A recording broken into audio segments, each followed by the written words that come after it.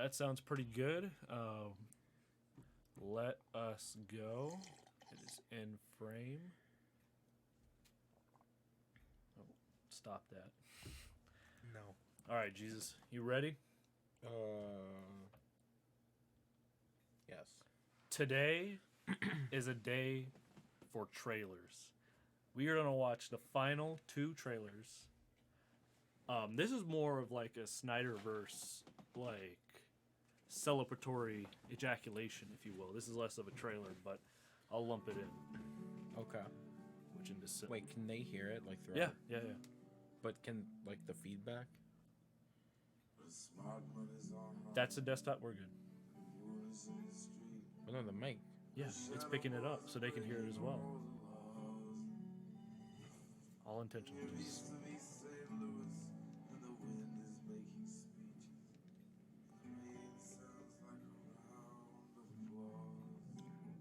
Oh. Justice. Is that the Flash? Yup. Dude. It's like that scene in Avengers 2, but good. Mm-hmm.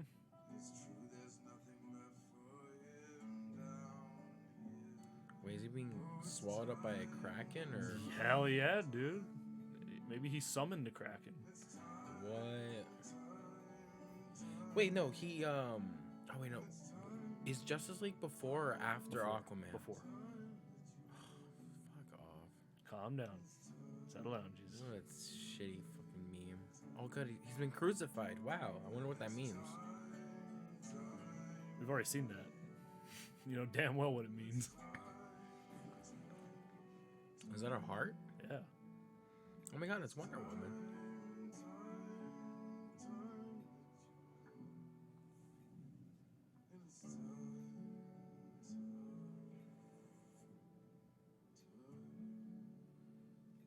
Wow, that was really cute. Fucking beautiful, dude. The amount of detail and passion and like information packed into each one of those fucking images. I would need to spend more time with it to really like garner anything, but I think just from like a visual standpoint, like I really love this kind of motif of the mother box, but just set up and then kind of paid off at the end, where you see they're all like on like the faces of a box, and then you know when it pulls back and there's Superman.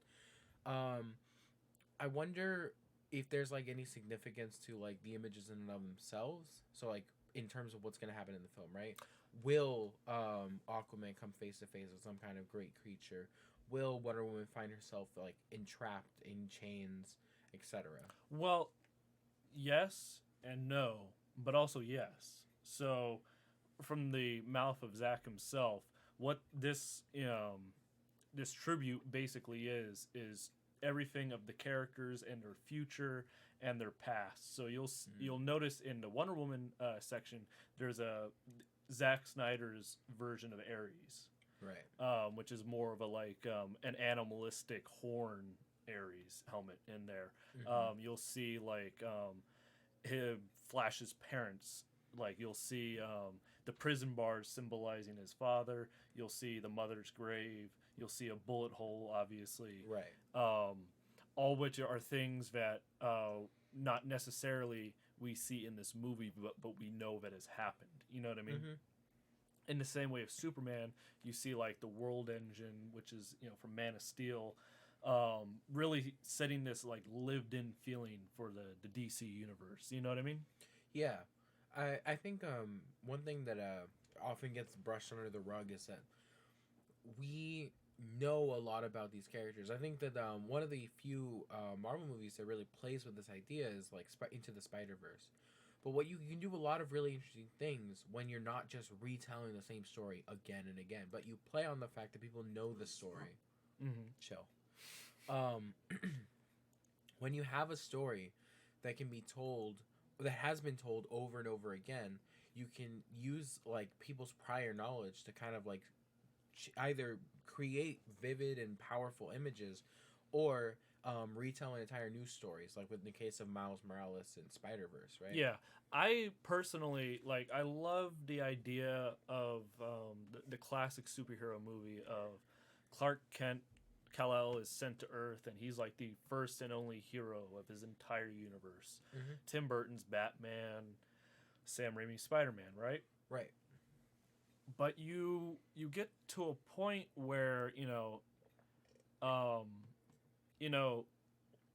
Joaquin Phoenix's Joker, Michael Keaton's Batman, they're each in their separate universe, and because these movies are made by such creative people who will never touch that universe again, Mm-hmm. you sort of just have these one-off stories, which is really cool. But as a viewer, you're left wondering like, oh, in the Dark Knight trilogy, what did Batman do between 8 movies? What did he do between the first 2 movies? What villains would he have come across? Like, could he have come across a Cobblepot in between, like what their version of Penguin would be, Right. an Edward Nygma in between, the Killer Croc in between? You know what I mean?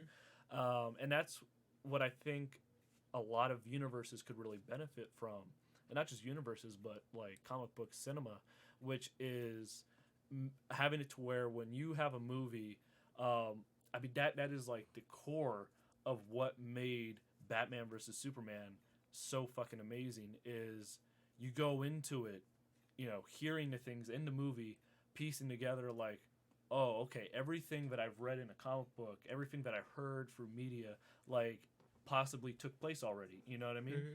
In Yeah. its own way. You know what I mean? So Yeah. like maybe Ben Affleck did come across Bane. Maybe he did come across the Riddler. You know what I mean? Mm-hmm. Maybe he's had his back broken a few times. I mean, they talk about a lot of different characters that they've run into. Right. And because the cool thing about having Batman kind of just having already existed is that Batman is the lowest ring of the superhero like team, right? Yeah. If there is no lower than Batman, you like the highest would be arguably Superman and the lowest is Batman because everyone in between is either way more powerful than him or in some ways just like outclass him.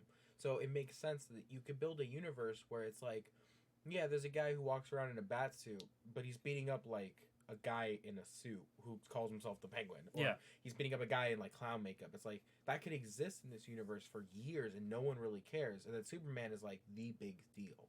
And the separate is also true, right? So fucking Superman is that like that shift, right? That tectonic shift throughout like everything. You know what I mean? Mm-hmm. Where from this point forward, you start having others come to the surface, and you start noticing more like Aquaman, who has been around doing things, but just wasn't picked up on just because like they all thought they were alone, Mm-hmm. and their past, as we've seen with Wonder Woman 2 now, are extremely fleshed out and varied. You know what I mean? Yeah. So, Wonder Woman had this whole backstory, and we didn't even know it in Batman vs Superman. It's being fleshed out now. You know what I mean? Right. For sure. And ones like Cyborg and Flash, who have yet to come. Like Cyborg starts around this time of Batman vs Superman. Flash starts around there roughly too. So their entire futures is ahead, and that's what something like this, pays tribute to. A great there was a shot before this of his hand. Right. Really cool shit. Damn. Yeah, the fucking detail. But I've gotta say, this whole thing worthless. Why didn't they do it practically? Why didn't they just paint Bland Affleck and Ray Fisher? Bland Affleck. Ray Fisher just gray. Have them stand there. You know what I mean? Yeah. Have a little packet of ketchup squirt red for the heat vision.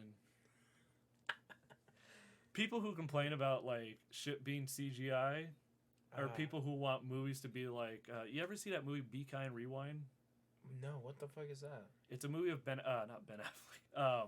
Every movie. Jack has Black. Ben Affleck. Nice. Jack Black, who basically, I think he'd like. I never saw it, but I've heard of it. Wow, As you were, really do I'm- sound like Twitter I'm passing it to you, making Jesus. opinions without ever seeing it. But the concept, Jesus, is basically he works at a video store. All the videos get erased, and he has to remake all the movies with a video camera. He and has no to budget. remake all movies. Ghostbusters, Indiana Jones. He just does it in his fucking backyard with a camera. I love it. Yeah. That's a great premise. But it's, no CGI. So all these movies that had CGI now have no CGI. And that's what people on fucking Twitter who say they want, ooh, I want a Superman movie with no CGI.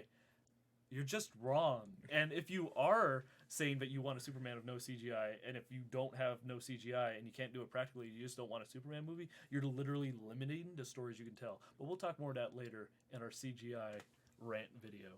Back to this. Back to the real conversation. For something that Snyder does fucking perfectly. Guns, symbols. You know what I mean? Symbols that are so fucking integral to a character that carry over. You know what I mean? Mm-hmm. The pearls, of course.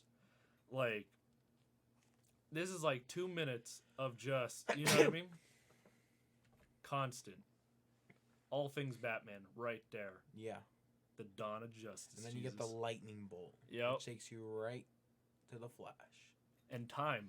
That's a really cool thing. Like you were saying, going back and seeing what they were playing with, you know, him and time. As well as, you know... That's his mother's trident. Yep. Details like that, having, like, the trident be his mother's, like, it makes such an emotional impact. You know what I mean? Yeah. At this point in his story, he still hasn't gained the King's Trident. Correct. So. At this point in time, what I really like about the idea of Zack Snyder's Justice League, more so than like the X-Men or Avengers or any other team-based, at least the Snyder's version, they're all fucking loners. You know what I mean? Yeah. Sure. Barry has always been on the outskirts because his mother was murdered and his father was blamed for it. So it's like you have no family, you have no friends, you know what I mean? And then a freak accident happens to you and like you're even more isolated. Right. You have Aquaman, who was like taken from where he comes from, but he's torn between these two worlds and he just, you know, has no place to belong. So I feel like having that as a team. Okay. I'll give it to you. Jesus, why do you hate Aquaman so much? It's just not a good movie, man. I don't know. I'm not even talking about the movie. You just hate the character. No, I don't really care that much. Aquaman's just Aquaman. I like Jason Momoa.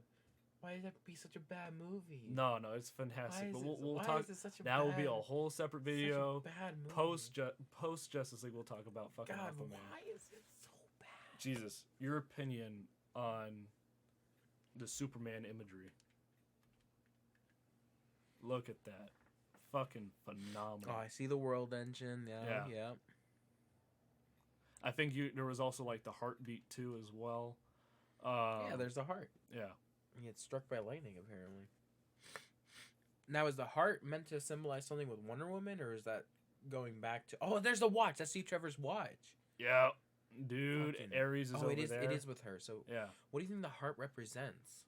I think it could be from like Wonder Woman 1, the message of love. I think that's what it's the root for. But I think, you know, transferring from Superman to Wonder Woman, but you start with the heart area. You know what I mean? Yeah. It also could be integral to Superman, or I guess this technically takes place before Wonder Woman 2. But, well, no. In terms of storyline, it takes place after, but in terms of like when it would have come out, it would be before. But it's this idea of like Steve Trevor and her giving up like the love that she had for him to move on into like a new person, right? Yeah, and that's really where, you know, that's the beauty of comic books and like shared movie continuities is you can like connect. You know, Death of the Author, you can connect these movies whether they were intended to be together or not. You know what I mean? And disconnect them. Whatever makes most sense to you from your perspective. You know what I mean? Yeah, for sure. But I wonder what the chains mean too. You know what I mean?